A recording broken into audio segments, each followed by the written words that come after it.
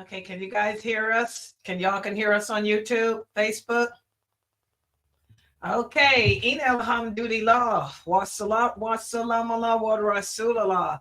I'd like to welcome everybody to this special part two of a special lecture series on taking care of the brain, feeding your brain. And we had so many good reviews from last week's discussion of the difference between the right and the left side of the brain. And how many of you have been doing those exercises all week? I have. Wow. How many of you are right brainers and left brainers? Well, today he's going to continue. Dr. McBride's going to continue that discussion. He's going to also address the frontal lobe. So with that said, I'm going to turn this over to Dr. Daniel Abdul Rahman McBride, and they're all typing. They were doing exercises. They all are typing. So here you go. I'm going to turn it over to him, and you can go ahead and get started, inshallah. Yeah, inshallah. This lecture is entitled The Quran and the Frontal Cortex. And I read from a couple surahs last week, and I'd like to reread those surahs today to show how important that even 1,500 years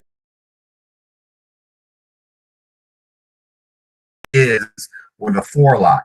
And then for any of the people that talk about the forelock, and I know some of the translations mean just the hair on the head, remember the description of a lying, sinning forelock, meaning it can't be just a forelock hair thing, because hair doesn't lie, right?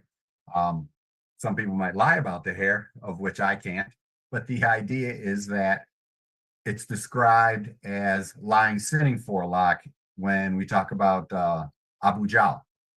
So it's very important to understand that, as far as I know, not being the biblical scholar, not being the Quranic scholar, but a lying, sinning forelock, and it would be more a reference of the frontal lobe. And that's why we are going to break down the frontal lobe into 5 subcortical areas today.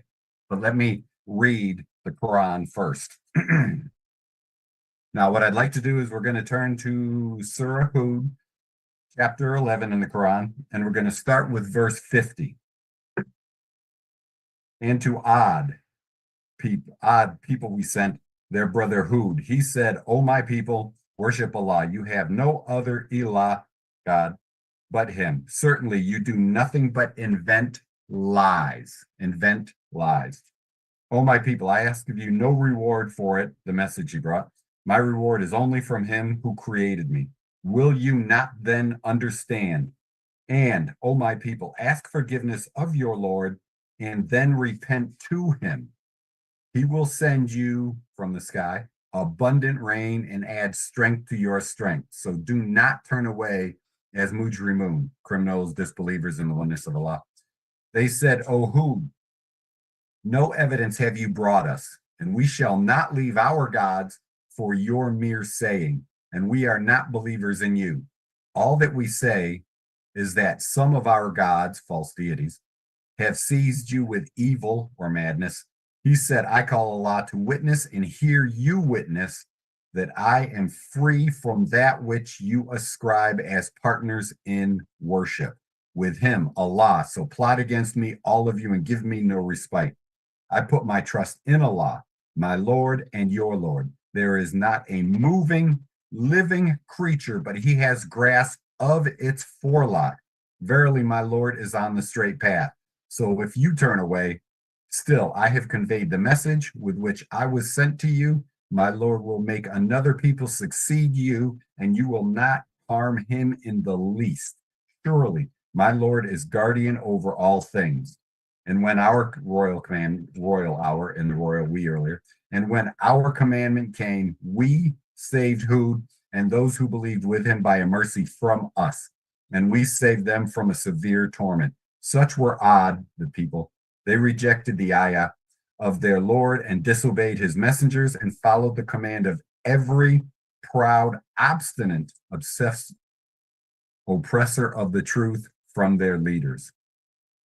and they were pursued by a curse in this world, and so they will be on the day of resurrection. No doubt, verily, Ad disbelieved in their Lord, so away with Ad, the people of Hud. And again, when we talk about verse 56, but he has grasp of its forelock. Plenty of animals don't have hair. Plenty of mammals don't have hair. Well, let me think about that. Yeah, plenty of mammals don't have hair either. Whales, dolphins, orcas, right? Plenty of creations don't have forelock hair. So we should give it an additional meaning of forehead, frontal lobe, what's important in there. And then when we go over to Surah 96, we keep going. Surah 96, El-Alaq, and we'll read this from verse 1. Read in the name of your Lord who has created all that exists,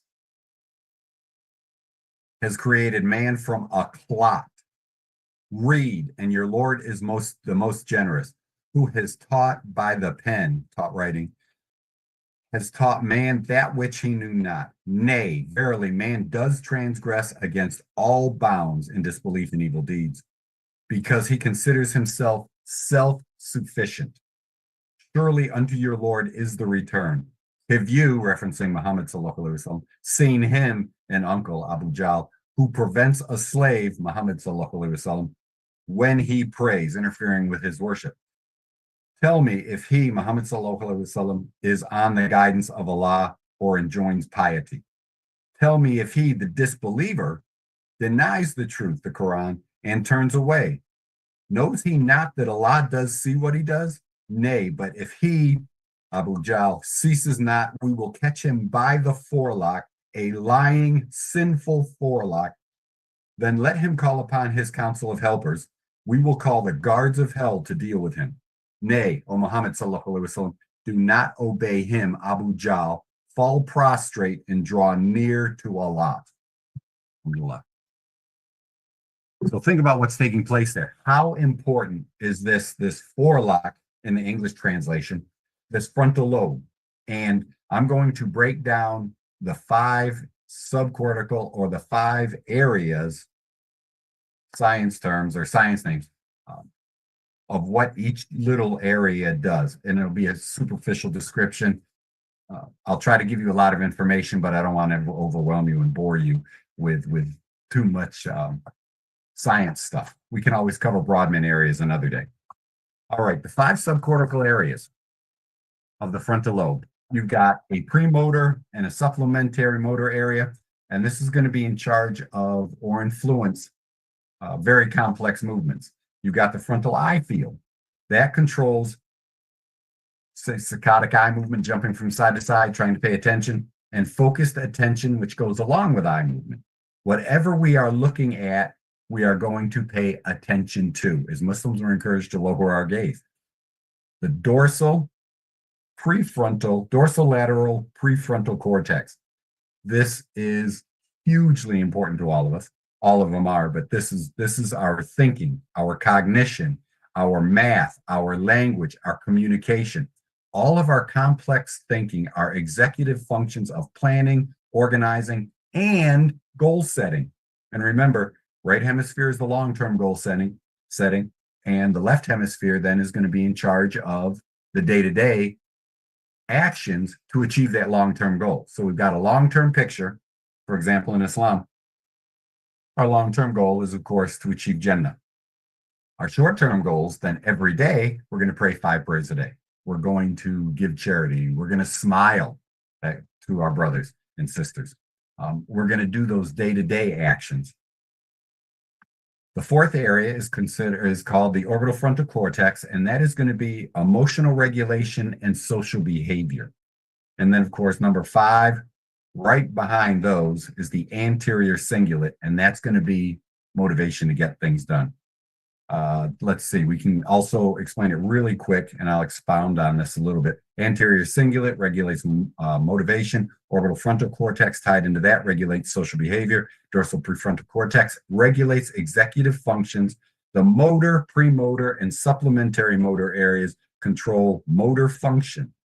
The frontal eye field controls focused attention, and the anterior cingulate and motivation. Remember, the left hemisphere increases motivation, and that's going to be really important to tying in together, doing all the little things, right? That's the motivation. All the little things. Get everything done today. Pray 5 times a day to achieve the long-term goal of Jannah. And remember, again, as we said last week, it's really important, like with motivation, for example. If I'm too motivated, it'd be considered mania, right? We could talk about autism. They're super motivated on something very singular.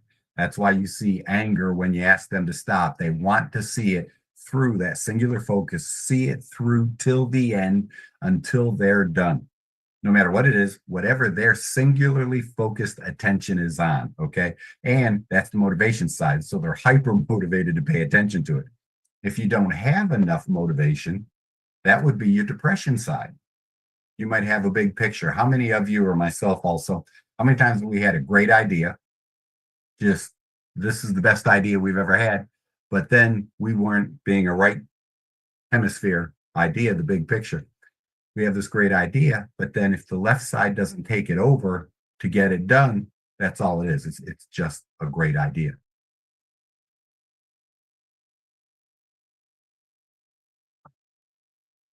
And think about how that relates to Islam.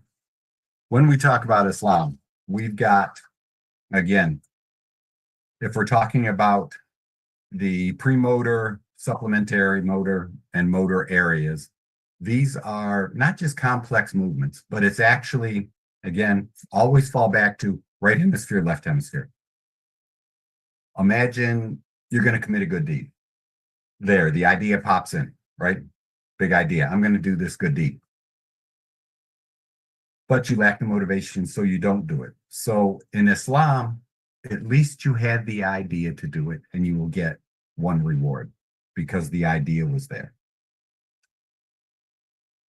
Pursuing that, when you're motivated to do it, then you get 1 to 10 to unlimited rewards for taking action on this. Think about what takes place. If it's a sin, motivation, motor area, combine those two together. You decide you're going to commit a sin, right? That's the idea. It moves over to the left side. You realize that it's going to be a sin, and you decide not to take the motor actions to commit that sin.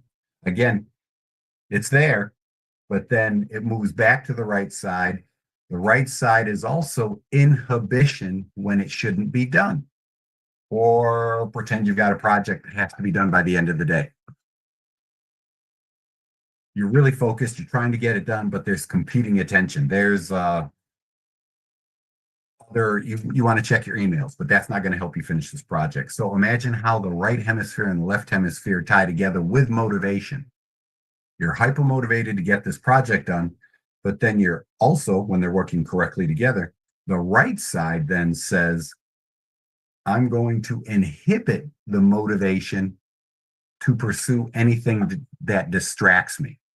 Does that make sense? So imagine now, if we can move it into autism or there's 3 different types of ADHD. Imagine if you're over here and you're hyper focused on this one thing, and this side is deficient. You're so hyper focused that there is no distraction. Your parents say, oh, we've got to go do this. Or, you're talking to your child. You're trying to explain to your child, let's stop this. We can get back to it. Well, imagine the left brain is the motivation, the initiation, and the go motivation. If that right brain is deficient or less than, if it's hypoactive, and this is hyperactive, they are so focused on getting it done that no distraction gets in there. That's not even the right brain inhibiting distractions. It's the right brain not functioning at all. And that's where, again, if you remember last week when we talked about the emotions, The emotions over here are happiness that you're getting what you wanted, surprise that you can't get what you want, anger that you're being disrupted and you can't get what you want. That's why we have these meltdowns with autism and stuff when we try to break up something that they're doing or changing their pattern. Then if we jump onto the frontal eye field, think about what's taking place. Most people are going to look at and pay attention to what they're going to do, what they're focused on. You look at what you're focused on. That's why we raised our kids. When I was younger, I had a real problem with eye contact. My parents would always tell me to look at people when I'm talking to them. Again, I tend to lean right. So I was, believe it or not, I was rather shy. I felt like eye contact was confrontation. So I didn't do it. I'd be looking somewhere else. Well, adults take that as you're not paying attention to them. You're not focused on them. You don't consider what they are talking about is important, right? So again, that's that frontal eye field. You're paying attention to, you're looking at what you consider important. And if someone is talking to you, they consider themselves and what they're saying is important. So they want you looking at them while they are talking. That's that focused attention. Number 3, the dorsolateral prefrontal cortex. That area up right in this area here, frontal eye field is right behind that. You've got your motor area, your frontal eye field, your dorsolateral prefrontal cortex. What else? Your orbital frontal cortex, and then your anterior cingulate is right behind those. When you're looking at your dorsolateral prefrontal cortex, everything in your brain is important. But your dorsolateral prefrontal cortex is that in-between area. You could consider it an association area. That is tying everything we're doing from frontal executive control stuff, the orbital frontal emotional control and regulation, with the orbital frontal cortex, and of course the anterior cingulate with the motivation. Right between that is your dorsolateral prefrontal cortex. That is executive functioning. That's, should I respond emotionally? Should I not respond emotionally? Should I respond at all? That's also planning. You had this great idea. You've got to take these actions. The dorsolateral prefrontal cortex is what you are going to use, or what you are using to figure out the different steps of that, to make plans like, I'm going to do this today. I'm going to do this at 1 o'clock today. I'm going to finish by 2. I'm going to do this at 2:30. I'm going to fit eating in there. Like my day, or Muslims' day, we're going to get up and pray for Fajr. I know that's what we're going to do tomorrow. Whatever time Fajr falls in your area, then after Fajr, in my case, after I pray Fajr, then I am going to get up and come over here and type some more and finish the brain book I'm working on. Or, depending on what day it is, I'm going to go into the garage, believe it or not, with my 87-year-old mother, and we're going to work out a little bit. Then it's about getting ready for work, eating something, and then leaving to the office. So by 7:30, that's what I've done. I've prayed, I've either written or exercised, then I've had breakfast, and I've left for work. That is dorsolateral prefrontal cortex based on what I considered important. Does that make sense? And then when we talk about the orbital frontal cortex, hugely important in today's society.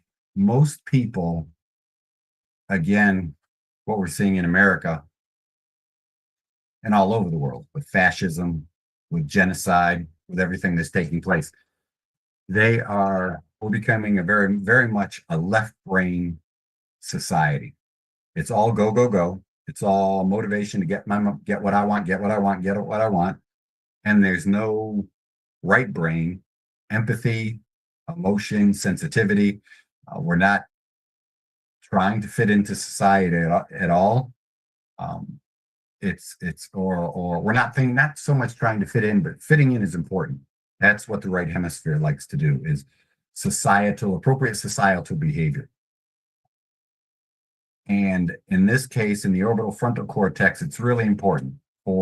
If I can give you an example, I was talking to a patient, and with the background they gave me, and a minority, I should say non-white.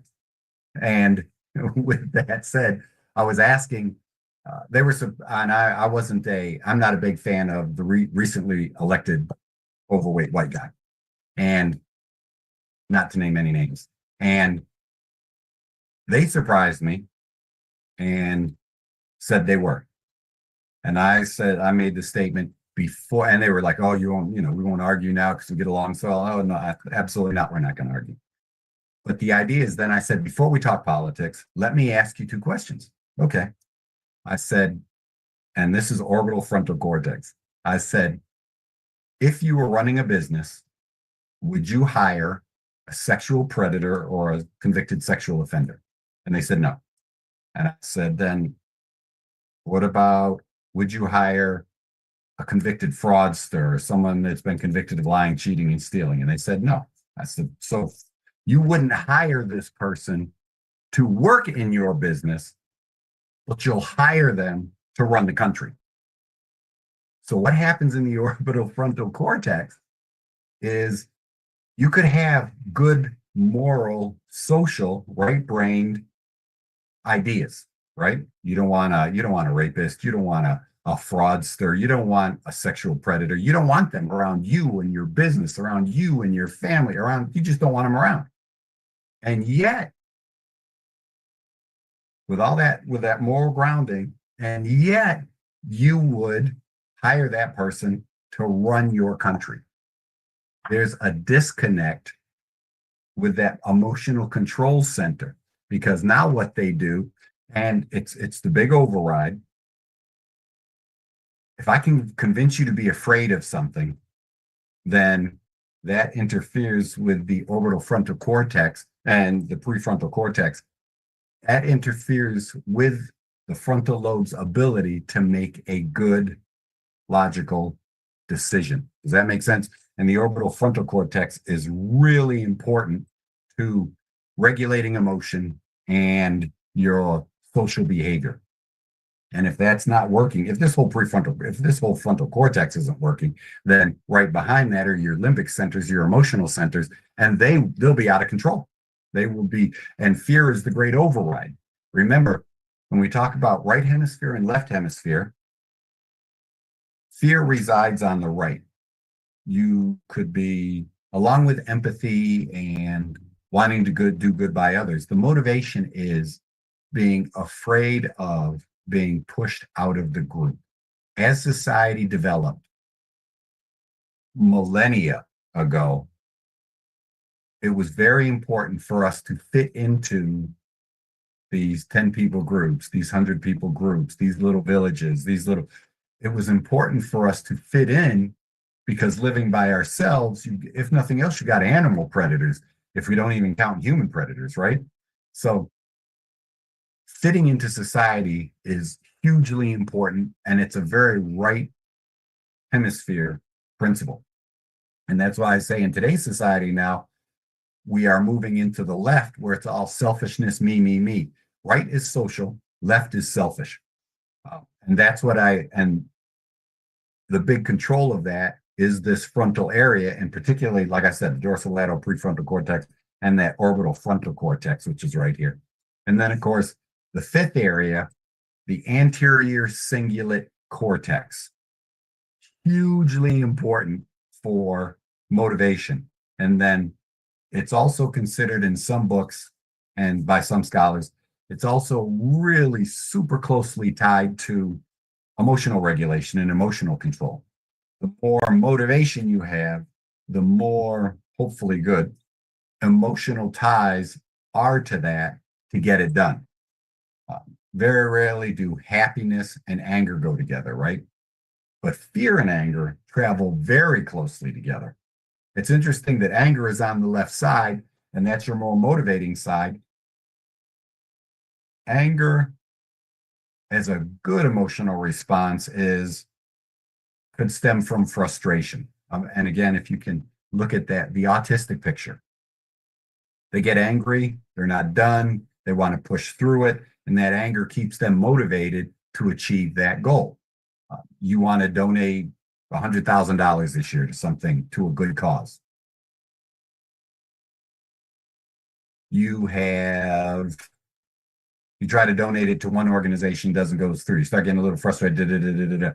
Your anger, your motivation, your wanting to do something good, even here, trying to do something good, that anger and that frustration may push you. Maybe you jump from that organization over to this organization, but you're going to get it done. You're going to donate that money, aren't you? So anger to get something done, as long as it fits in with the norms of society, is actually considered a good emotion. Happiness, anger, and initiation are all good emotions as long as they're balanced by the right side. And again, the anterior cingulate, right behind everything I've talked about up here, right behind that is the motivation area, and that is tied really closely into the limbic system, which is, if you want to go with a real short definition, that's your limbic system is your emotional response to everything. And that's why you can imagine being pulled or being grasped, controlled by that forelock or that frontal lobe area and those 5 subcortical areas. You're moving to or away from sin, supplemental motor and premotor area. Your frontal eye field, you're paying attention to good stuff. You're reading Quran or you're looking at haram. Dorsolateral prefrontal cortex, you're planning, you're engaging, all of your executive functions, right? And if you're planning, I'm going to read today's Thursday, Juma is tomorrow, so we should be reading Surat Al-Kahf, chapter 18. So the plan is, my plan, inshallah, in a little bit, will be to read Surat Al-Kahf before I go to bed, inshallah.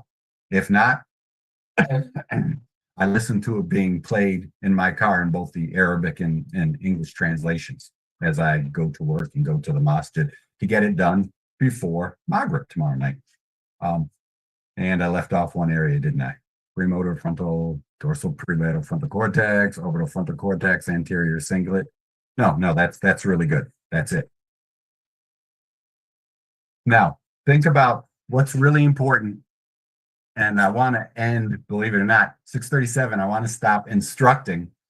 There are a couple games that are really, really easy to do. And you can do them to strengthen your whole frontal lobe. 2 games. One's a card game. Hopefully it's considered haram. It's not gambling or anything. The first game is card grab. What you're going to do is get a deck of cards. Get 1 red suit and 1 black suit.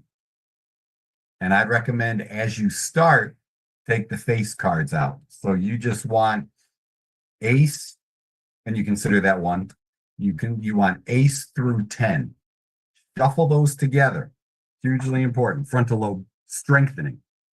You're going to shuffle those cards together, and what my kids and I do, we'll actually set a timer to see who can get it done the fastest with the fewest mistakes. And then we add like half a second to your time if you touch it with the wrong hand.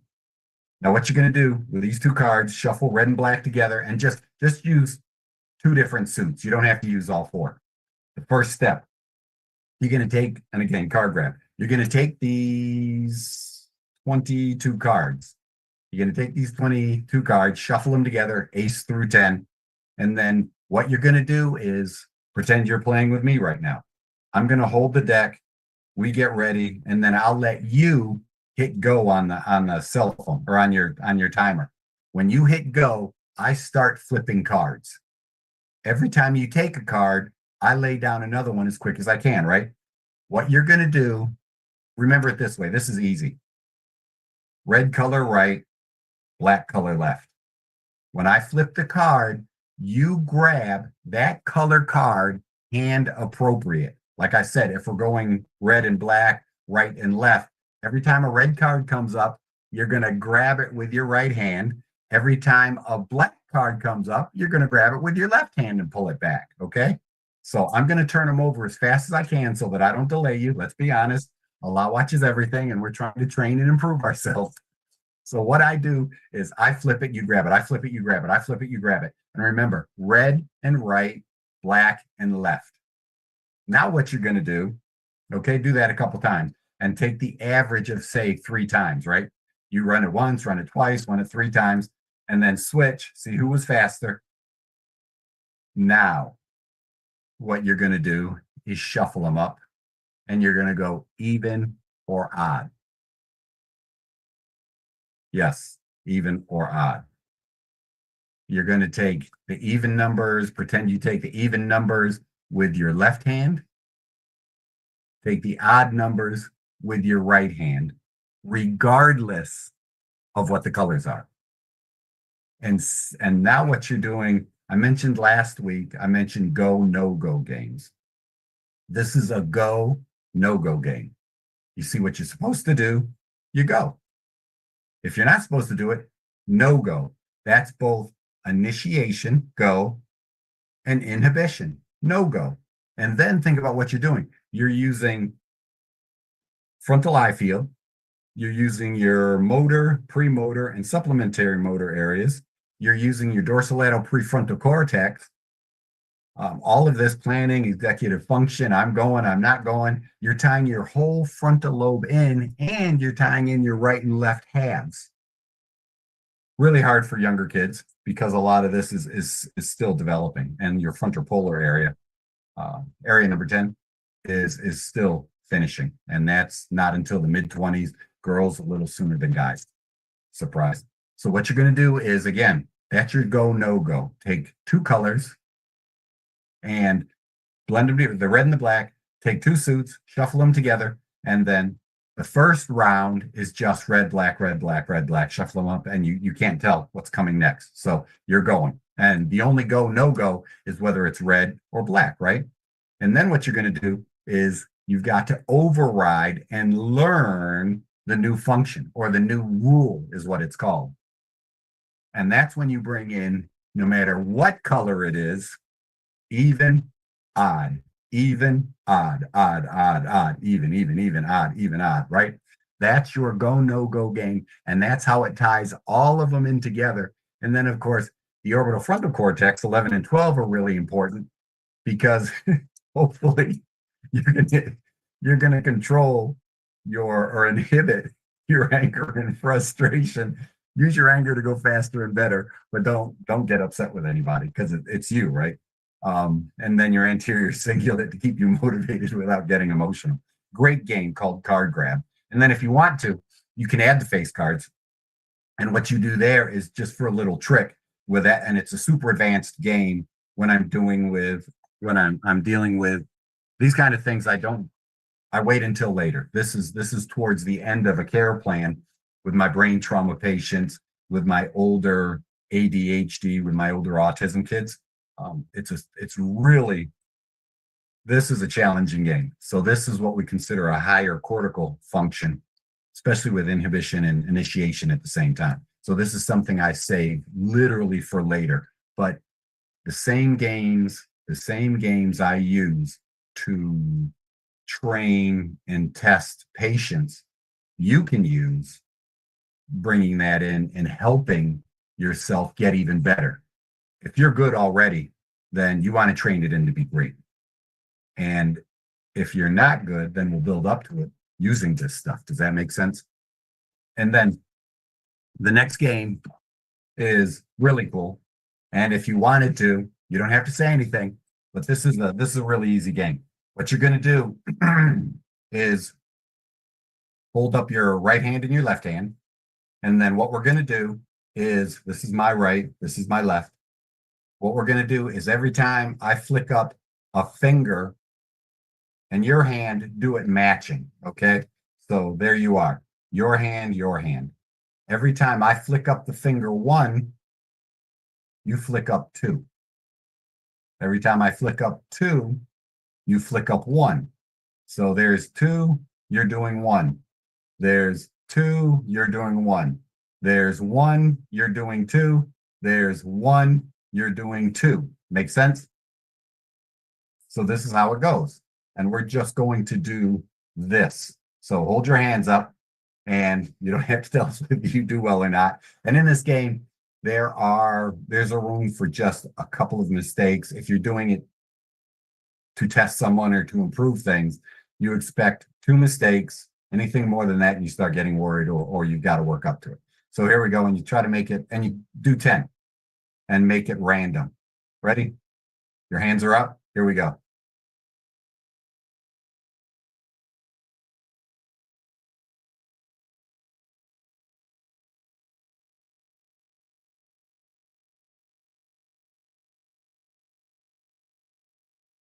Okay, so I tried to go fairly quickly, but that's how we do it. And that's how we do it at the house.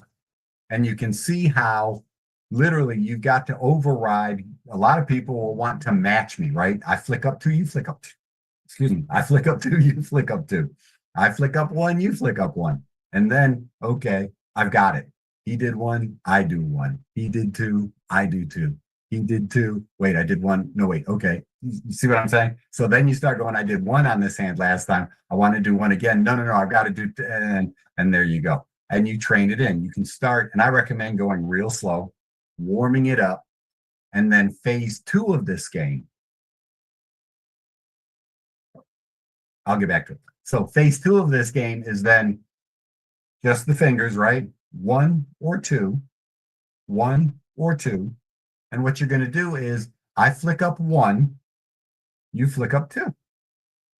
I flick up 2, you don't flick up anything. Go, no go. So I flick up 2, you don't flick up anything. I flick up 2, you don't flick up anything. I flick up 1, you flick up 2. I flick up 1, you flick up 2. I flick up 1, you flick up 2. I flick up 2, you flick up nothing. Does that make sense? And that's how that goes. So imagine what you're doing here. You're using, like I said, the motor action, right? Motor, premotor, supplementary motor. You're using your frontal eye field because you are looking and focused in, aren't you? Focused attention.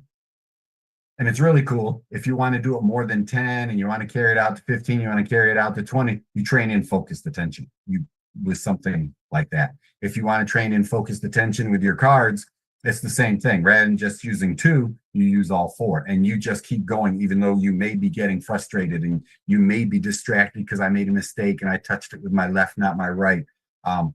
That's all fine. You're training in focused attention. And then, of course, your little frontal cortex, reining in your emotional stuff, your social behavior, right? And overriding the anterior cingulate and stuff. Your orbital frontal cortex and your anterior cingulate overriding your emotional limbic side. And with the card game, I meant to say, with the card game, you can add in the face cards. If I hadn't mentioned it already, add in the face cards. And then what you're going to do is every time the face card pops up, particularly with the colors, if you're doing it with the color part of the game and not the numbers, then what you're going to do is with the colors, say it's a red king and red is the right hand or left hand. Let's go red left this time. So the red card pops up, the red king pops up. Rather than touching it, you stomp your foot, then you grab it. So you add lower body movement also. So you're bringing in even more motor control, even more brain down all the way to the foot and tying the hand and foot together. And then if you want to get crazy, you stomp the opposite foot like you're walking, training the right and left to work together. You stomp the right foot, but you grab it with your left hand. Stomp the left foot, grab it with your right hand. Does that make sense? So these are a couple of really cool games. And if I went really fast, listen to this part again, because these are great trainers for your frontal lobe. Okay. Sister, do we have any questions? Yes, I have a question. Yes. Assalamu alaikum, Imam. Alaikum salam. A very nice Bible study today. Well, this is where I'm trying to teach people how to inhibit that desire to go to that book, and they should initiate the desire to go to the Quran. Then you have to come to Florida then before to train this myself face to face. We'll do all that. Okay. MashaAllah. Inshallah. Any questions, sisters? And what I'd like to do is to point out next week, what I'll do is I will focus in on we could do a specific or a general approach to ADHD and some ideas that I use in the office or I use with patients. If you'd like to, there's a great doctor up in New York. Well, there's a lot of us. He's trained quite a few. Dr. Robert Malillo. If you have an autistic or diagnosed ADHD child, I would recommend getting the book Disconnected Kids by Dr. Robert Malillo, the 4th edition. That's where a lot of my training with ADHD, with autism, and then it actually migrated over into brain trauma, because the same things that, how would you say, the same things that would show up in a trauma patient. We talk about primitive reflexes. Some of you might know those. If you suffer brain trauma, your brain regresses or goes back a little bit, and you might get something like primitive reflexes. So think about functional disconnect syndrome, where the right and left hemisphere isn't working well together. It's not a trauma. Don't think of it as a trauma. But what I want to do is I want to get the function optimal again, just like I would do with a trauma patient, a stroke, head injury, traumatic brain injury. It's very much Dr. Malillo's method can be applied to brain trauma to achieve optimal functioning is the word I'm looking for. Optimal functioning, whether it's autism, whether it's ADHD, whether, like these games, you just want to improve your frontal lobe, you want to improve your motor control, you want to improve your focused attention. These are all games that we use, or these are all ideas that come in with functional neurology. And in particular, like I said, Dr. Robert Malillo's method. He's pushed this thing. He started with his own kids, and he pushed this stuff right up into the forefront of everybody's conversation now. He's been doing this for 30 years. And I got to tell you, I'm glad, I am honored to have studied under him and been with him multiple times. Okay, we have a couple of comments. One question here is it ever too late to begin these type of games and exercises? Is there ever a time that it's too late for me? No, there is. Think about what's taking place. We all know that our cells are changing all the time. They really are. Our brain cells change faster than almost everything. I mean, we're constantly growing new cells all over the place. And the more you use that pathway, the more important your brain considers it. So it will make those pathways stronger and stronger and stronger. Think about the eye exercises. And if some of the brothers and sisters have seen improvements, that's brain function. I talk about eye muscles and strengthening and stuff, but what controls the brain?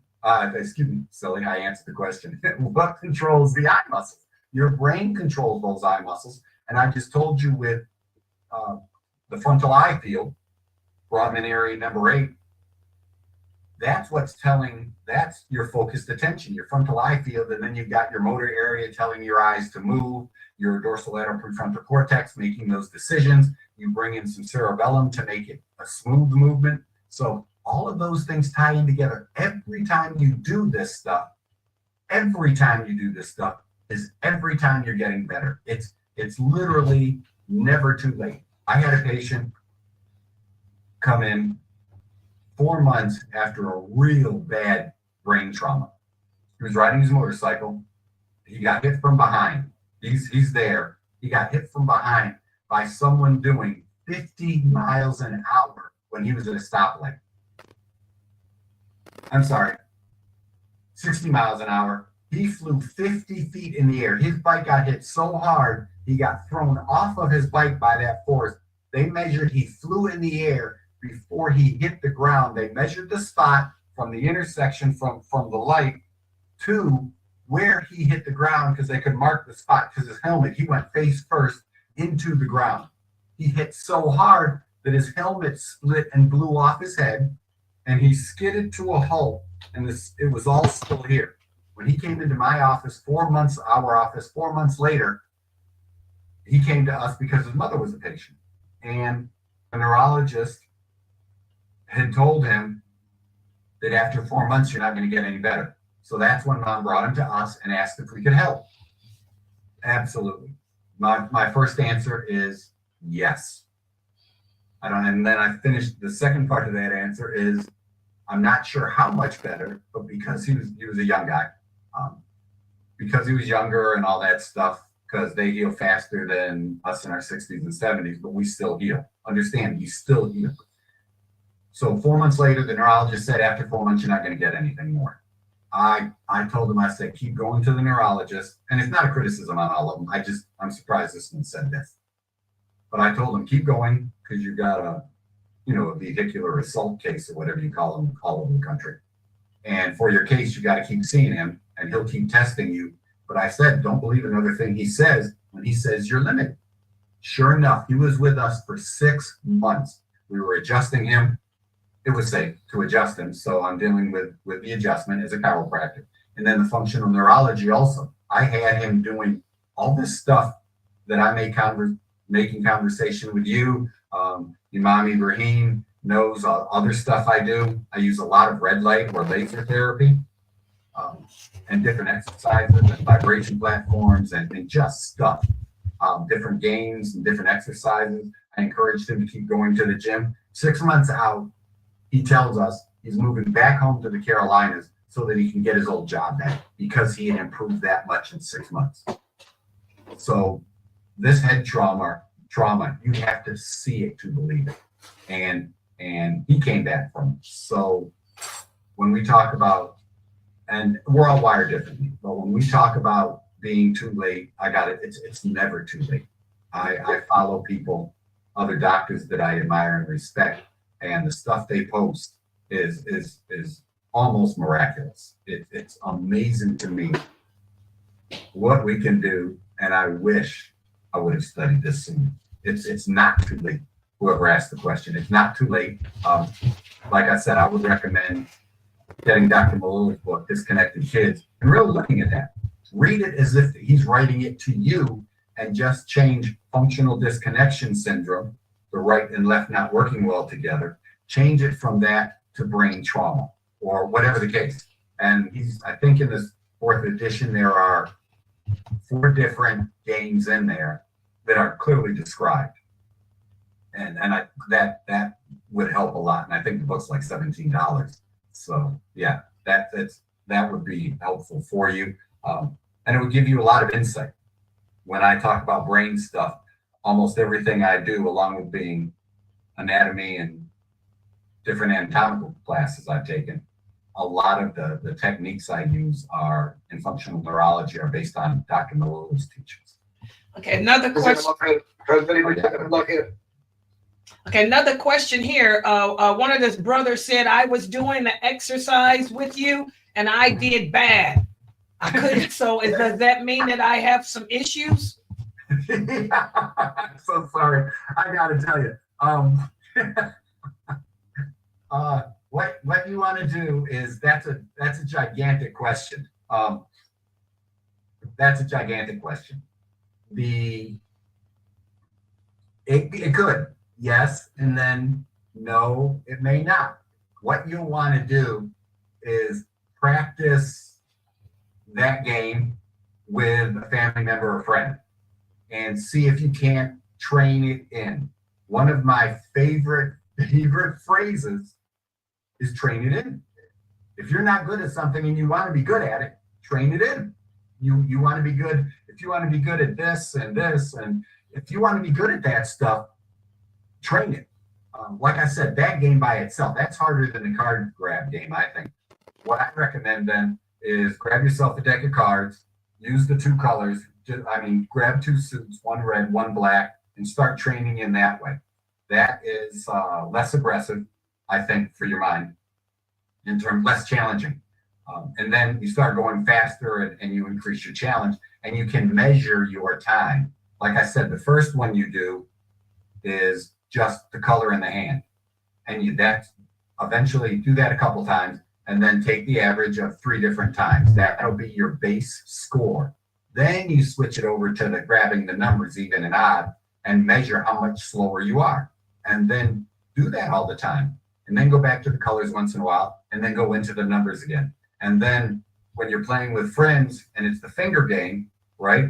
When it's this, then start out slow. Literally take 20 seconds to do 10 reps or 30 seconds to do 10 reps. See how quickly you can respond to the finger thing, right? See how quickly, and work on your response time. And now I'm going real slow, and you work on your response time. Make sense? And then switch it over. The second rule in the finger game is 1, you come up with 2, and then 2, you don't come up with anything, and just go slow. 2 fingers, no fingers, 2 fingers, no fingers, 2 fingers, no fingers, no fingers, no fingers, 2 fingers, 2 fingers, 2 fingers, no fingers, 2 fingers, no fingers. You see what I'm saying? And work your pace up. I certainly wouldn't tell you what my original scores are. But no, you may not have any issues. It's just a matter of training it in. And I'm telling you, it works. Okay, actually, I cannot follow you, but you made it very fast. Sorry. Yeah, that's why when you come, have to do a training, to have be training. It will train fast. I see you. Inshallah. Alhamdulillah. Any other comments in the Zoom room? That's all I had here. Oh, wait a minute. Here's another comment. The sister here said, I really enjoyed this lecture, and I really enjoyed the first one too. She said, especially when you spoke about why people wear glasses.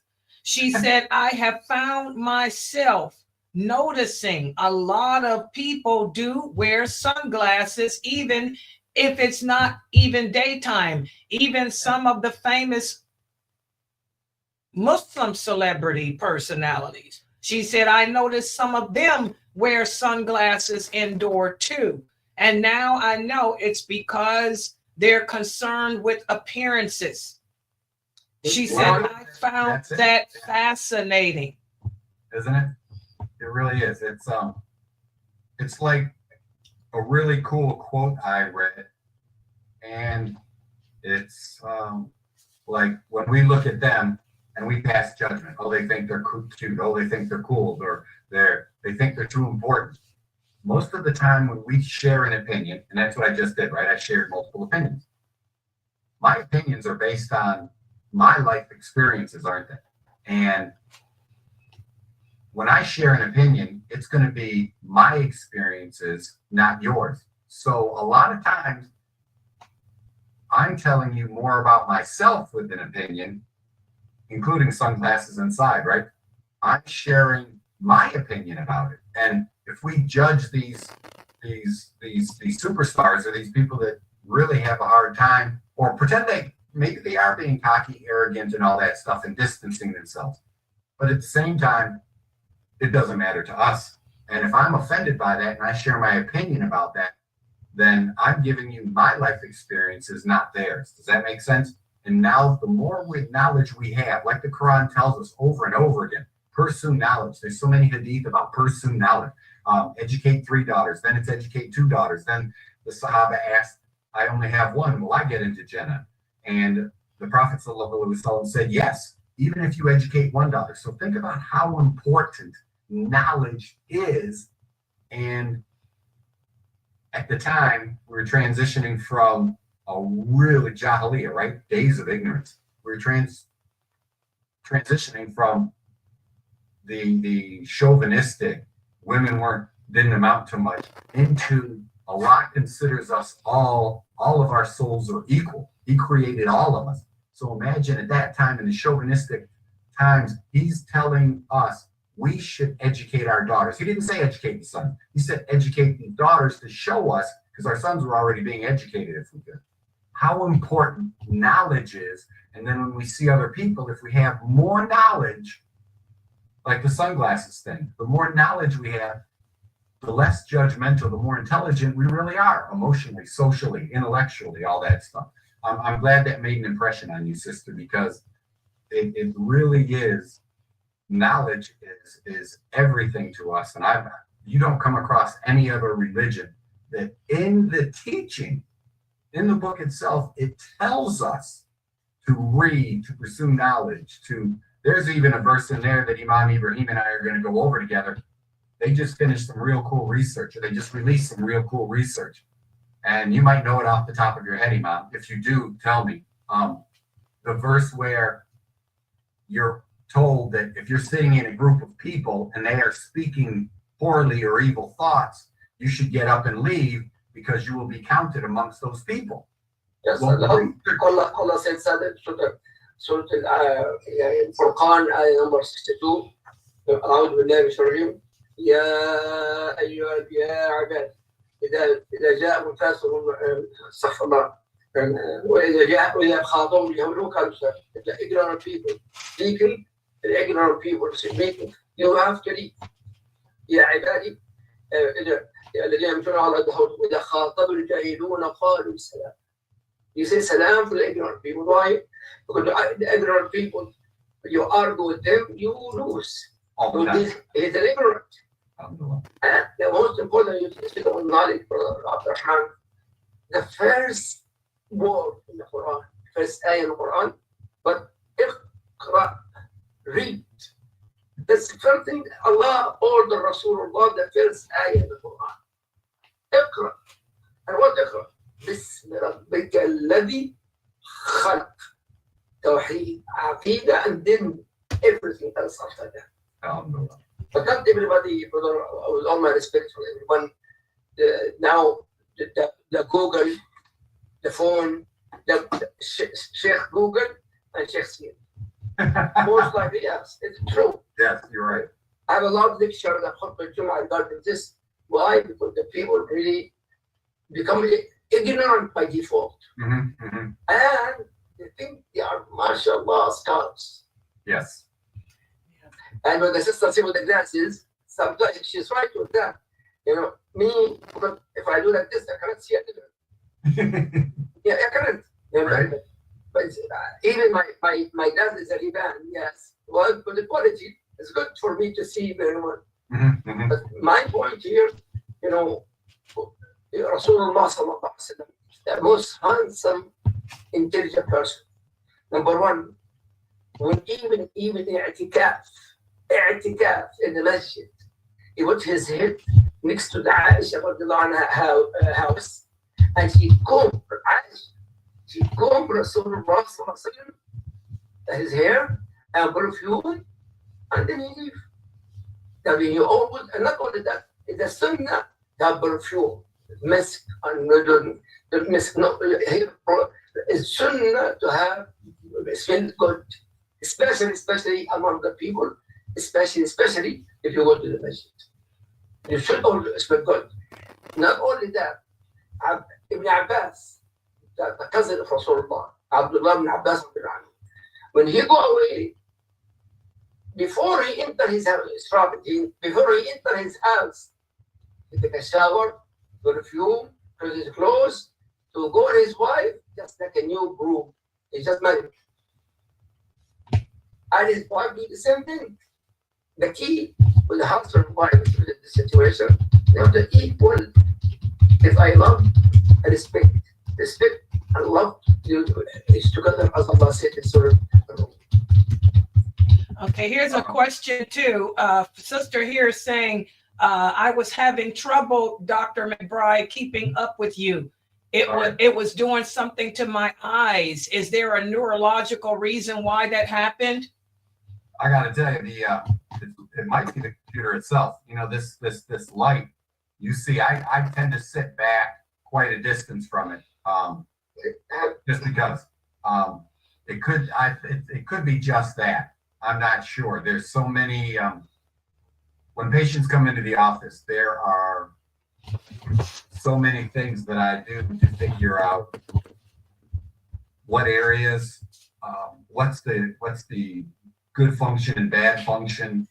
Can even break it down into like I mentioned, frontal eye field area, Brodmann area 8, and dorsolateral prefrontal cortex. That's what considered 8, 9, and 47, I think. 10 and 11 and 12, 10, 11, 12, overall frontal cortex is 11, 12. So we can literally look at these different areas, test different areas based on their function, and we're good to go. So I'm not sure how to answer the question. What I would do is the eye exercises. Today, when I was doing mine, I do up and down, I do side to side, I do angular, diagonal, and then I do circular clockwise and circular counterclockwise. That way I hit all the muscles. I still wear glasses though. I hit all the muscles of my eyes, and I at least strengthen those. And again, when you think about it, it's prefrontal cortex, isn't it? It's and right and left hemisphere. I'm initiating the movement. I'm doing motor, premotor, supplemental motor area. I'm doing frontal eye field and movement. I'm doing all the different angles. And believe it or not, the angular one, the diagonal ones, they really help your cerebellum, which is really important to controlling and making your thoughts smooth, your actions smooth, your emotions smooth. Your cerebellum is what police officers test kufar with in drunk driving, because there's so many blood vessels in this, there's so much blood flow in the cerebellum that your balance is one of the first things to go. But the cerebellum is involved not only with motor balance or staying upright, it's also balanced emotions and balanced thoughts. That's really important. And if I can explain or expand on what the Imam was saying about the giving the crowd or the bad group salam or leaving them, the research, there was some recent research released this year that showed how brains in a crowd, we'll say team projects and corporations, the brain waves, alpha, beta, theta, delta, and gamma, those brain waves start to sync and match each other in the group.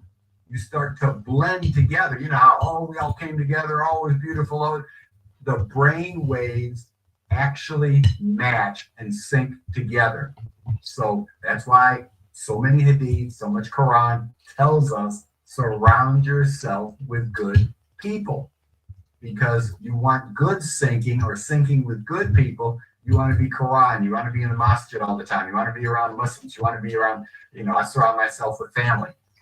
So you really want to be around, and the brothers and sisters that I know down here, you want to be around good people, because if you're around bad people, you'll sink that way too. And you do not want to get in sync with haram.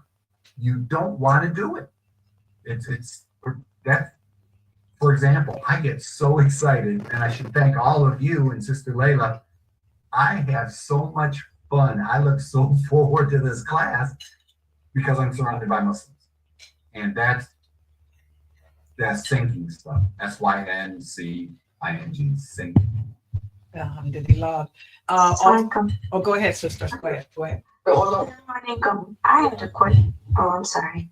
I have regarding this hadith, hadith of Rasul Sallallahu Alaihi Wasallam. It's very important hadith for everyone regarding about the friendship. Hadith of Rasul Sallallahu Alaihi Wasallam is Sahih Bukhari. It said, "Madlu al-jalis al-salih wal-jalis al-su."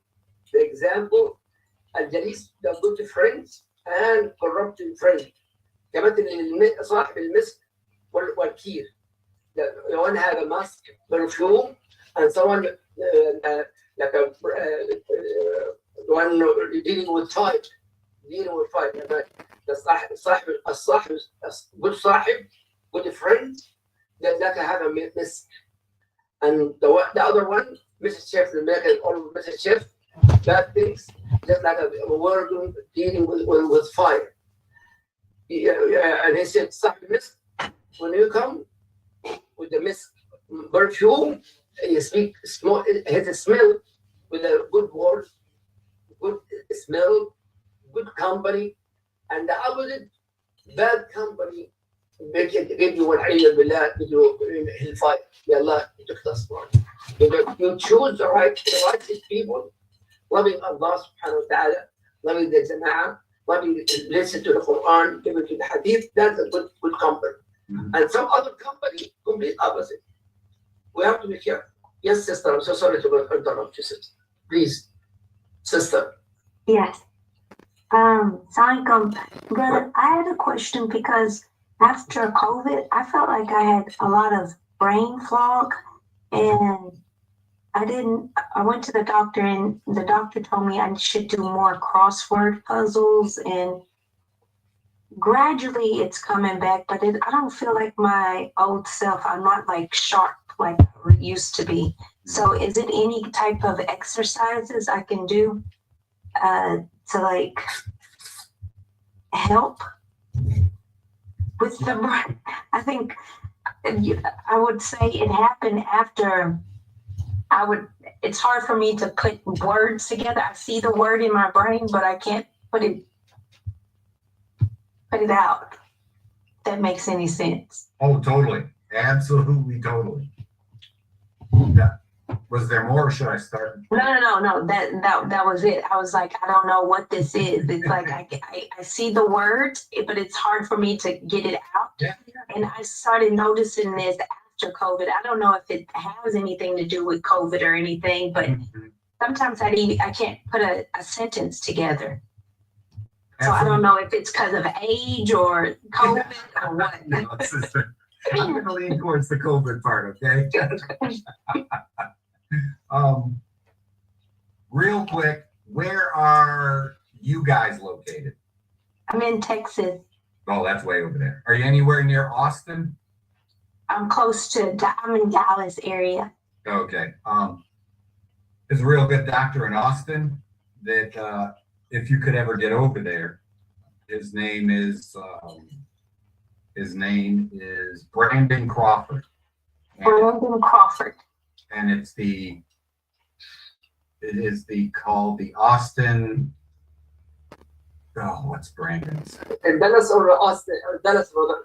It's in Austin, but you might be able to reach out to him, and he could find somebody in that area that could help you also. We'll have to tell you. Oh, sorry. Austin and Dallas around in the car, minimum three and. Oh yeah. Driving.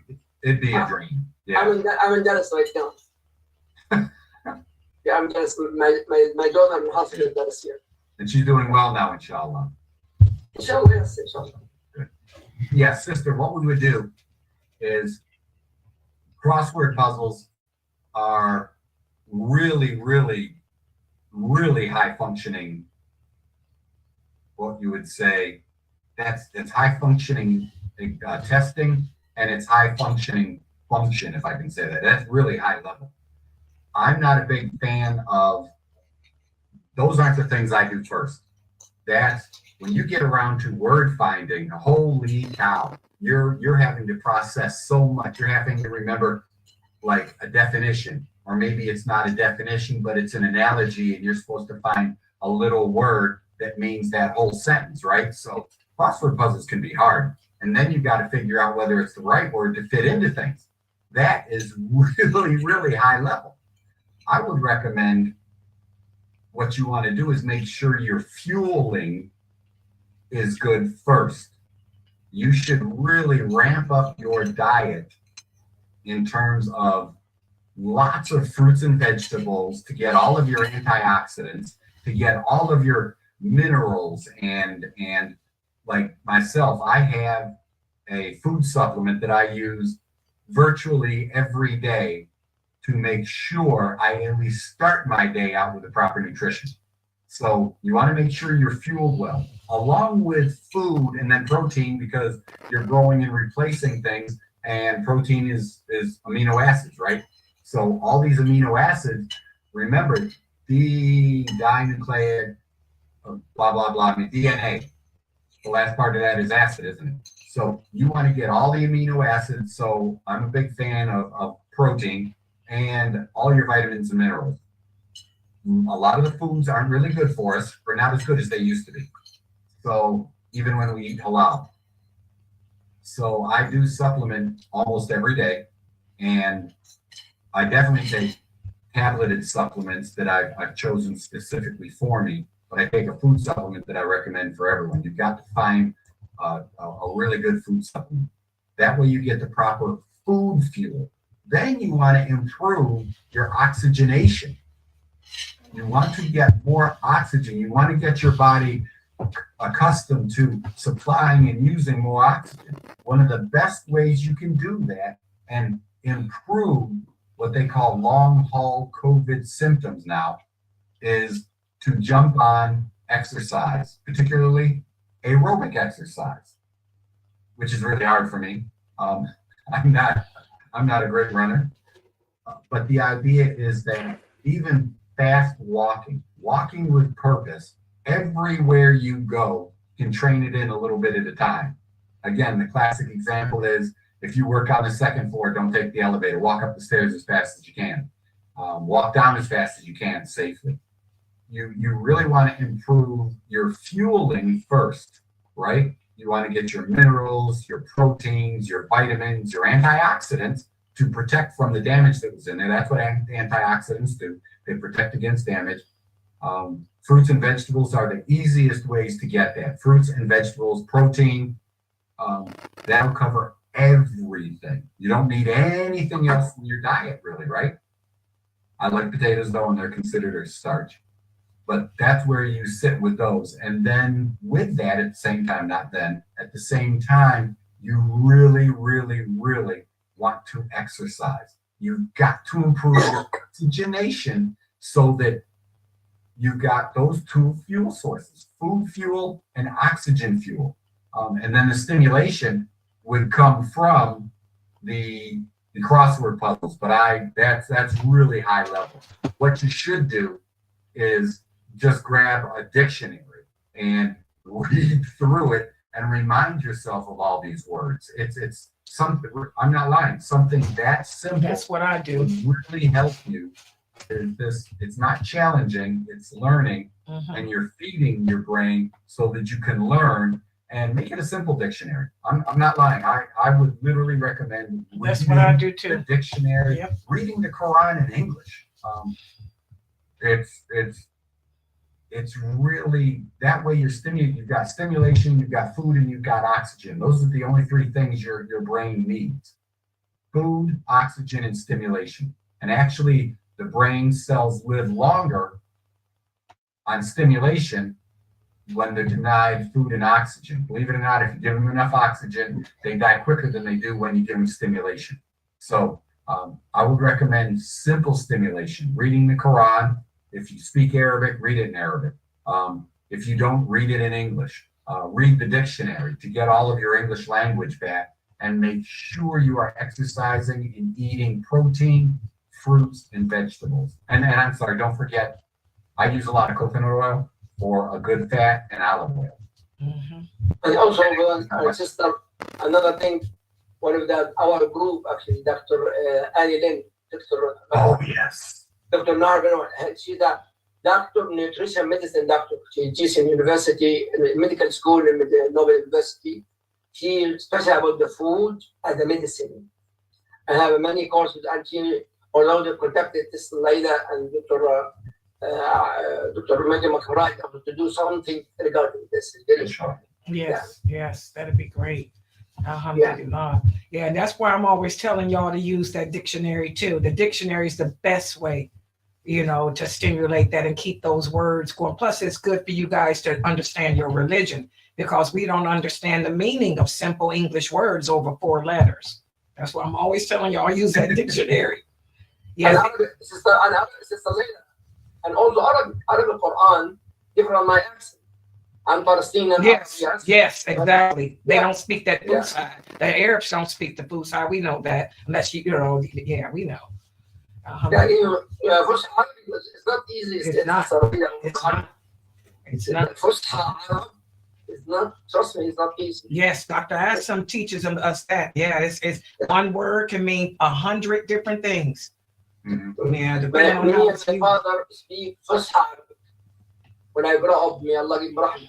Yeah. If I make mistake in Arabic, Fusha Arabic, because I speak normally in the street, in the school, I slang. When I speak with my father, is a sheikh. Mhm. Has to be Fusha. If I make Exactly. mistake, my father, he will hit me with a cane Yes. to fix my Arabic language. Yes. Yeah. Just feel that. Yes. I believe it. Any other questions or comments in Zoom? Go ahead. I have one more question. Yes. I have a daughter that has dyslexia. So what are some good exercises I should do with her in I would recommend dyslexia tends to be a left brain issue. When you think about language, even with yourself with the long haul COVID, speaking is the Imam was just saying about speaking correct Arabic, for example. Speaking is one of the hardest motor movements, motor actions that you can do. Think about people consider people running backwards, walking sideways, whatever. Those are challenging. But think about how fine a motor movement, how much total control you have to get words out. Okay? Mhm. Number one, you've got to find the word. Number two, you've got to understand the word. Then you bring it back around, and now your brain says it. Okay? That's a lot of activity in there. And with dyslexia, it's almost always a left brain, left hemisphere issue, right in this temporal lobe area. What you could do is she very creative? Yes or no? yes, big time. She's very good with directing and making movies and things like that. She's so good. Inshallah, alhamdulillah. I'm telling you, I'm not surprised. I wish I wrote Dr. I'm going to tell you right now, no matter what I say, order Dr. Malillo's book, Disconnected Kids, 4th edition. It's got the most information in it. I have 3 and 4. The 4th edition, it's, oh, I got it right here. I have it. I'm sorry. Don't let my mother. 4th edition, Disconnected Kids. Order that book. He wrote that book. When patients come,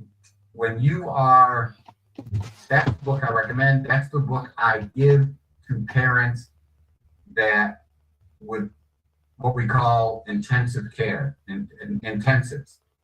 You pay to see me for a set number of hours, and it's either, depending on my schedule, it might be a weekend, or it's, multiple days. I'm focused on just you, okay? Or just the patient and their parents.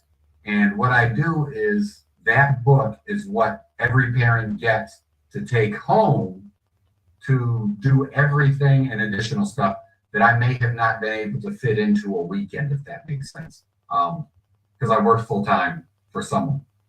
The idea is that you really, really, if someone wants to see me for a weekend intensive, then this is the book they get to go home with. Disconnected Kids by Dr. Robert Malillo. And again, with dyslexia, that's usually a weak right brain, and then, like your daughter, that strong left brain, that creativity, that big picture, mommy, daddy, or however old she is. I know exactly what I see. I may not be able to explain the details to you, but I see the product. I see the action. I see the film stuff. I see it. Now getting to the details of it all, remember, is a left brain thing. Big picture, little picture, or small picture, or details, the details of the picture. That's what I should say. So her strength is over here, and that's in a non-Muslim. That would be those songwriters, country writers, love song writers. They know the emotional side. They get the big picture. They know what emotions they're trying to create. And if they are stronger on the right and a little weaker on the left, and the left is functioning okay, no dyslexia. If they've got that, the big picture, and then they put those words in there to get to the big picture emotion. Songwriters are usually right-brained people. creatives are usually right brain. People like me that write books, that's how I am. Yep. You do that. It's a really right brain thing. The people that know the details and can explain it to you step by step, that's the left brain. Mm-hmm. That's also, think about it, pronouncing words, writing words, spelling words. Mm-hmm. That is the left brain. That's a detailed action. So what I would recommend doing right away is strengthening the left brain. Mm-hmm. I haven't tested her, but like I said, buy the book. You can run through some tests that he has in there, and it'll help you decide. Really, really thorough. If it's a left brain decrease, if the right brain is really, really super strong and overpowering the left, that's her gift. So let's get the left brain up to the right brain and make her a super genius, inshallah. Mm-hmm. And what you're going to do is stimulate the left. And what does the left brain do? We talked about it last week, and I'll remind you now. Mm-hmm. The left brain, if I'm going to talk to her, if I'm going to have her listen to Quran, if I'm going to do anything, you should, or if you're going to do it, sit on her right side. Mm-hmm. Stimulate the right hearing. That crosses over to the left side. Put her some smells on the left side or her left shirt. Make sure it doesn't stain. We'll put it on the left collar. In my case, I can put it on the hair right here. Be careful with certain oils. They might be irritating to the skin. Stimulate the left nostril. That stays ipsilateral. Have her look at things when you talk to her or something. Have her look a little bit to her right all the time as you're talking to her. And tell her what you're doing if she's old enough to understand. Tell her you're strengthening the left side. Let's see, the colors for the left brain. You could give her red, yellow, or orange blankets, red, orange, or yellow bed sheets, pillowcases, book covers. You could buy some really cute sunglasses or something with a red, orange, or yellow tint to them to stimulate. Those are our left brain colors as compared to blue, green, and indigo and violet, which tend to be right brain colors. And then when you're talking to her, I had a brain trauma patient. I told his parents every time you talk to him, a young teenage football player, I said, and you're going to get uncomfortable with this, but you're going to let your parents do it. Rub, in her case, while you're talking to her, put your hand on her right shoulder, put your hand on her right arm, rub that stuff while you talk. Yes, tell her what you're doing.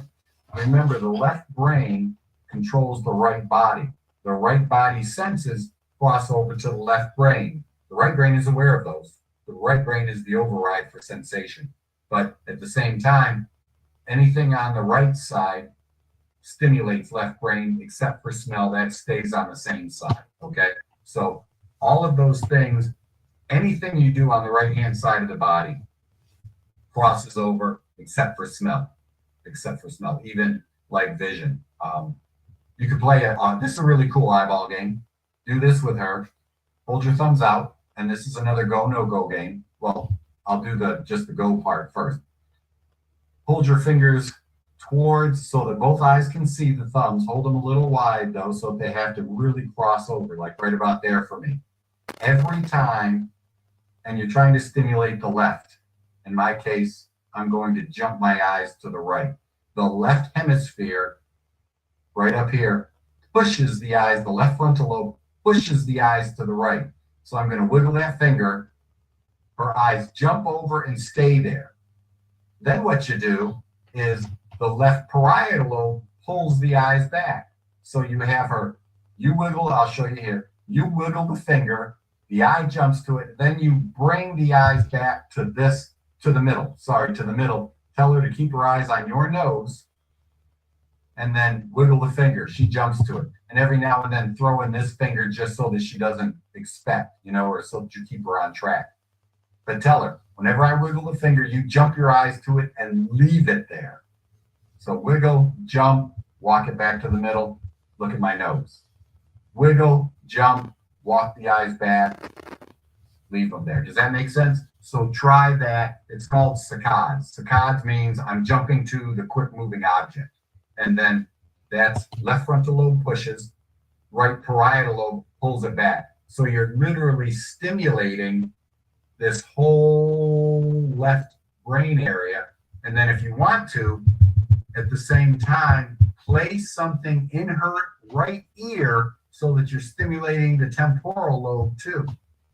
And of course, the temporal lobe does the what is it vision. So you could certainly have cards over here, for example, the deck of cards. Have her jump over to the card when you wiggle it, tell you what number it is, and then you bring it back. Then you change the cards. Then when you wiggle the card, she jumps over, tells you what it is, and that's the left brain temporal lobe. The temporal lobe, believe it or not, helps with vision. That's your what is it vision. Your right vision, or right side, is parietal lobe. That's the where is it vision. So that's how you fire up the brain. And that's what I would do for a left brain weakness with dyslexia. Does that make sense? Thank you so much. Oh, absolutely. Absolutely. I'm glad. I had a question, if you wouldn't mind. Okay, now you're dealing with dyslexia on Sister Laylee. And I understand, from my understanding, what you said was for those who are more dominant on the right side. I'm dealing with a child, that has ADHD, and of course it's genetic, so I also have it as the adult. I wanted to ask you, as far as the supplements, as far as strengthening his mind also, because we're creative people, but tell us something else, we're like, what? But I'm really inclined, so, and writing and being, just, more in tune with that. Yes. Some exercises. I know you just said for the dyslexia, the different exercises you can do. Yes. And I'd like to get my son more so, being centered and strengthening his, his left, lobe. Absolutely. What should I do for that? That's the same stuff. What I just said for dyslexia is that's usually indicative of a weak left, super strong right. And when I say weak, imagine 0 to 3. Remember last week I said the right hemisphere is from conception until about 2-3 years old. 3 at the longest usually. But for the first 3 years of life, from conception to about the terrible twos is what we say. Conception to terrible twos is all right brain. Pretend in your case, in your child's case, and I would say, let me jump back for just a second. Do not take it as a genetic flaw. There's not been any solid research showing it's a genetic flaw. What I would say is, our kids, you inherited from your parents genetic potential. And certain things activated at a certain time, certain things activated at another time, certain things came on too strong, certain things came on not strong enough. That's why when I talk about it, train it out. You literally train it out. So don't think of it as a written in stone, I'm locked into this. What we want to do, like you were saying, and I'm glad you said it that way, you guys are super right brain, super creative, writing and da-da-da-da. That's a super strength. Now I want to get your left side super strong also to match it. I mean, that's what we're talking about, right? So with your son, it's the same thing. The way you're describing it, your type of ADHD, like I said, next week we can talk more about it. I'll prepare a talk about that. Great. But what you do is, it's still pretend your right brain came on and stayed until you and your son and anyone else, imagine if it stayed strong 3 years, 4 years, till kindergarten, 5 years old. Well, now the left brain isn't allowed to come on as strong as it should, is it? Because the right brain is way up there now. It's been running. And then what happens is at about 7, 8, 9, supposedly, imagine if the left brain kicked on normally, and then the right brain kicks on again. Your brain goes in growth spurts. Pretend about 9 years old, roundabout. The right brain is supposed to kick on again. Well, imagine your left brain didn't come on until he was 5, 6, or 7. Now it's only got 2 years of extra energy to grow more. And then your right brain kicks in again, and it's already ahead. So now it's going to kick in even stronger, isn't it? So what we've got to do is a whole bunch of left brain activities. Like I said, saccades, jumping to that side. The pulls, bring it back to the middle, right? And that's saccades, front lobe, pulls parietal lobe. I won't do pursuit. I said pulls. I meant pursuit. You're pursuing a visual object. You got all the contact on the right side to stimulate left brain. You got sound coming in, Quran coming in from the right side, stimulating the left brain. You got smells under the left nostril, stimulating the left brain. You want them to look a lot to the right, and that'll cross over and stimulate some left brain. You could have them do right-handed activities. I do a lot of basketball because I think it's easy. And I mean, in the sense of just dribbling right and left. I use that on a 70-plus-year-old stroke patient. She came in, she had a stroke 4 years earlier. She came in for lower back pain. So it's never too late. She came in for lower back pain. Within a couple of weeks, we had her out of her chair. I talked to her, do you want me to help you with your stroke too? So while we were doing the pain thing, we were doing brain stuff also. 6 months out. So she came in with us, the wheelchair. Within weeks, we had her out. She was out of the wheelchair. She really went after it, her and her husband. Alhamdulillah, they went after it. She was out of the wheelchair. Then she started walking with a cane. A couple weeks in, she started coming in without the cane. By the time we finished her initial care, we filmed her walking across the front of our lobby, 70 plus years old, dribbling a basketball with a crossover. And she had never played before. So now I'm tying in movement and right brain and left brain stuff, aren't I? Because it's left brain, right hand, right brain, left hand, and she's having to walk at the same time. She didn't look like Kobe or Jaylen Brown or somebody, but she was out of that wheelchair and she was dribbling a basketball. I recommend, I forgot, motor activity. Have your son and Sister Layla, if you will have your daughter, did I cross them over? Is that right? No, that's But fine. you're going to have your children, let me say it this way, have your children do a lot of right-handed activity. Complicated movement is doing the infinity sign or a figure eight. You can do it horizontal, you can do it vertical, you can do a figure eight with your leg, horizontal and vertical. You could buy an inexpensive TENS unit and put it on their back, large muscles, put it on their leg, large muscles, turn it up just enough that they feel it. That'll send stimulation into the left brain. I do all of that in the office. So you could do all of that for your children and yourself, sister. Really, Yeah. never behind. I have one more question. If you are going to revisit this topic next week, like you said, Yeah. can we go over like the supplements, especially with the children, what they should be starting with and taking? That's natural, of course. Alongside of any pharmaceutical, help. Yeah. Yeah, and what they should be taking, what they should be staying away from, especially dealing with that. Mhm. Greatly helpful. I really appreciate it. And even the adults also, like me. Yeah, absolutely. Yes. I appreciate it. Thank you. Yes. Yeah, what we'll do is when I'm talking about nutritionally, I will actually keep it very, very generic. What I said today.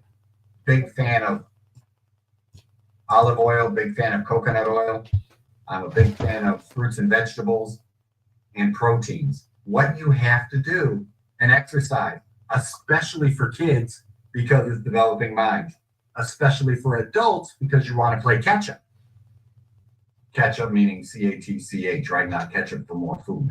What you want to do is more exercise, more movement. You could play, for example, you could play catch with a child in terms of throwing it to their right side, having it come out of a little bit. They can look at you, but have them try not to look at you and catch a ball or something thrown very gently. So what you're going to do is all right side activities to stimulate left brain. The nutrition part, I recommend you want to check on things like methylation. You want to see if they have any food allergies and food sensitivities, meaning a lot of ADHD kids, a lot of functional disconnect syndrome, they have digestive issues and they have inflamed intestinal tracts or loose and too many big, like a rheumatoid arthritic patient, too many big compounds are getting through, irritating their system. So what you have to do is strengthen their digestive system. There's a whole bunch of Sister Annie with her doctoral degree and nutrition expertise. She would be the one you'd want to talk to. You should reach out to them. And then when we put a total package together, she is who I would refer or defer to. She would have more information about that. I keep that very superficial on my side. I have some supplements that I recommend immediately. And then, like I said, the oils, good fats, fruits and vegetables, what they are not allergic to or sensitive to. And the proteins, what they are not allergic or sensitive to, if that makes sense. You want to see if they can methylate well. You want to see if they're digesting and processing foods well. That the nutrition part is kind of hard. I could recommend a couple things, generally speaking, and we'll do that. Now, if you're looking for the sensitivities and they're going to the doctor, do you have a specific test? Is it just I know they have the celiac disease testing or sensitivity? When I present it to my doctor, I'm just asking them, can you please test for sensitivities to certain foods or the dyes in the food? Yeah, yeah, sister, that's a gigantic question. We test in our office, we test for over 100 food sensitivities, not even allergies. These are what they're sensitive to, meaning their digestive system is probably their intestinal tract is so irritated that all of these things are potential irritants, making it worse. So when your digestive system gets inflamed, it doesn't swell tighter, it swells looser, and stuff is leaking through that is not broken down enough. So it creates even more irritation and more inflammation. So we check for there are a lot of different tests. Like the family in Dallas, you could reach out to Dr. Crawford and maybe there'd be a way, because you're in state and everything and insurances or however it works out, have them run your blood work and maybe do a Zoom consultation that doctors are allowed to do also. And it'd be like an office visit without driving. You can see if they do that. I'm not really sure if they do or not, but their dietary testing and their allergies and sensitivities, methylation, those guys are, Dr. Crawford's office is awesome. Dr. Annie Lynn, she can do that too. There you go. That's what I'm saying. So last week she did that. Literally do. Go ahead. I'm sorry. Go ahead. And last week she got the test. She came home and they take it to the lab. I did everything, and then the result come to her. Yeah. And exactly. I don't want to discuss anything. No, she's the one actually in the group actually. So sister, you can contact Sister Linda to speak to Dr. Lynn, Dr. Annie Lynn, and she will do that for you. Well, that works out. That works out even better because that's someone we all know and trust. Yeah, you should really do that testing and have Sister Annie, Dr. Lynn. I've known her for so long. Apologize to your wife for me because I always say sister. She's flying now to Texas. Okay. Now. She's the one that literally she can run all this blood work. She could read it for you. You could ask for the methylation and how you guys are, how you and your children are methylating. It's really, that is really, really important for brain function.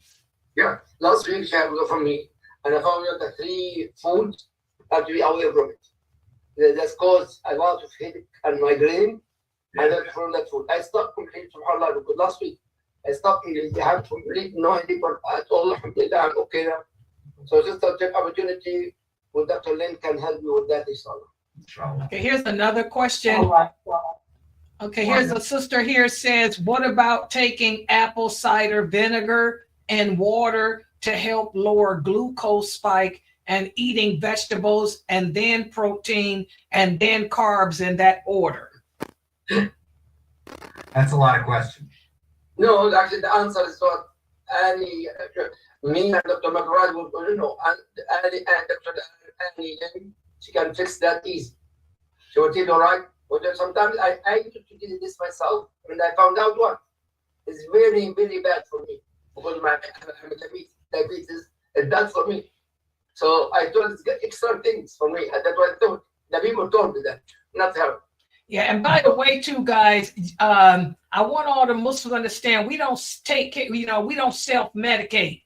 These are professional doctors. We will tell you, go see a doctor before you try any type of supplement or on home cure. You go talk to your doctor, like Dr. McBride's a doctor, Dr. Aeen is a doctor. They will tell you, but don't try to do home remedies. That's the problem with a lot of Muslims. We don't seek medical treatment. Allah says when you're sick, go see a doctor, seek medical attention. So speak to your personal physician before you start anything. And Sister Layla also is very important. A lot of physicians with the doctors actually, they give medicine. So that, but it's good to go to the source of the problem. Our doctors, all the doctors, no exception, will give you medicine for headache, give you medicine. That medicine, have a stomachache, medicine. Medicine. But no doctors go to the source of the disease.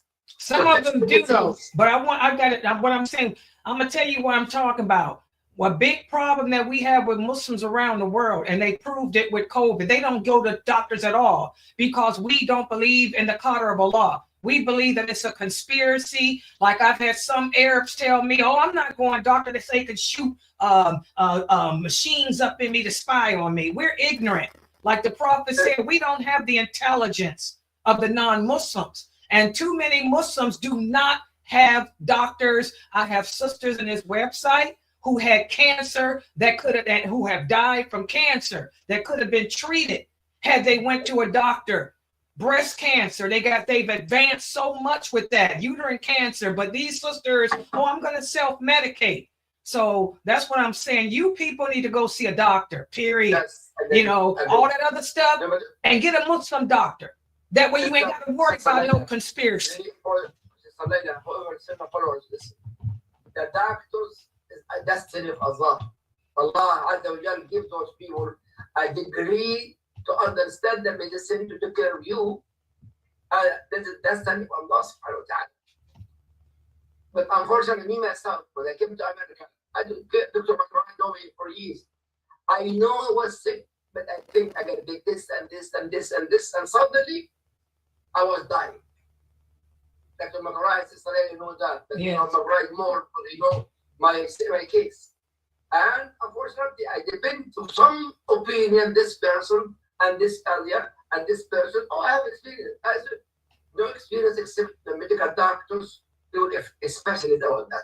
I have one sister here. You guys remember a few years ago, a sister in Australia, she had just had a baby. Her baby was a newborn baby. It had been crying and running a fever for over a month. Wow. She never took it to a doctor. She said she gives it black seed oil.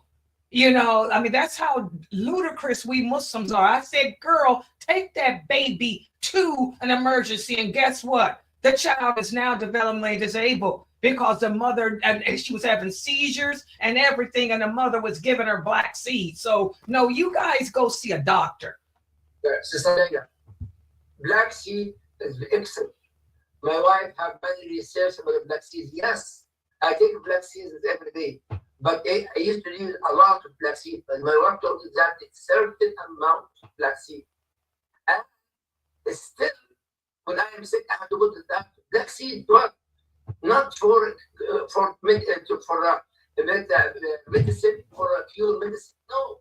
Right. That's the way. But my body is strong, nothing else. Mm-hmm. Not for the cure. Yeah, that baby could have just had some baby Tylenol. All that baby needed was Tylenol for the fever. But the sister like that is better, as you said. Dr. McBride said the same thing. Medical doctor, right? The destiny of Allah Azza wa Jalla. Right. Allah gives us those people to learn about medicine. Yeah, and Muslims seek the doctors. Yeah. By the way, I want to be with they take that sunnah of Rasulullah sallallahu alaihi wasallam with the medicine of Rasulullah. Yes, Rasulullah in the time of our head, but in the time of Rasulullah, we have a cancer, we don't have this, we don't have diabetes, we have medicine about this. Or a lot of things. COVID-19 was not dying with Rasulullah sallallahu alaihi wasallam. The cholera diseases that this was not time to Rasulullah. We have completely different world. Now, don't forget the whole environment, especially in America. No, I'm sorry. In Canada, Egypt, and everywhere. Disease everywhere. Cars, the disease is everywhere. Virus is everywhere. We need doctors to take us. They are destiny for Allah Azza wa Jalla. Exactly. MashaAllah. Yeah. Yeah. So any other questions or comments? Jazakallah khair, Dr. McBride. Why not? Again, inshallah, believe me, I just came to the hotel just to be relaxed. Away my daughter, alhamdulillah, her brother with her, just to listen to you. That's why I came here. Alhamdulillah. And Dr. Jamali, hold on. They got a question for you. They said you're going to be doing your Quran class this weekend. The sisters here said they miss your class. I do too. Yeah, it's good. I miss it too, but my daughter's situation really make me right. Yes. Yeah, he'll resume that after then, guys. Yes, inshallah. And after that, the following one, July with my wife. Yes, exactly, guys. I know y'all missed that. I love this class too. I'm sorry for that, but make dua for my daughter to be away. Actually, in Texas, I'm in a hotel. Now, alhamdulillah, her younger brother, with her in the hospital. But believe me, my daughter in a bad situation. Yes, yeah, we're gonna keep making dua for her. Yeah, let him deal with his daughter, guys, and he'll resume those classes. Yes. They said that. Don't forget, sister. As you know, every day with Sister Naida, at my bride, I start day. Yes. I speak, especially something wrong, I jump. Yes. Yes, he does. You guys see it here. I like how he pops in. Exactly. Yeah, they said they're going to keep your daughter in their dua. MashaAllah. MashaAllah. Yes. But I also have to concentrate when I'm preparing something to give it to you as a truthful person. And if I do something special, I want to be untruthful. I have to be truthful to do good message. Yes, alhamdulillah. Okay, guys. Well, this was a great session. Dr. Jamali, inshallah, you can close us out. And don't forget, guys, we have Sheikh Saud in 30 minutes at 8:30 p.m. Eastern Standard Time. So go ahead, Dr. Jamali, you can close us out, inshallah.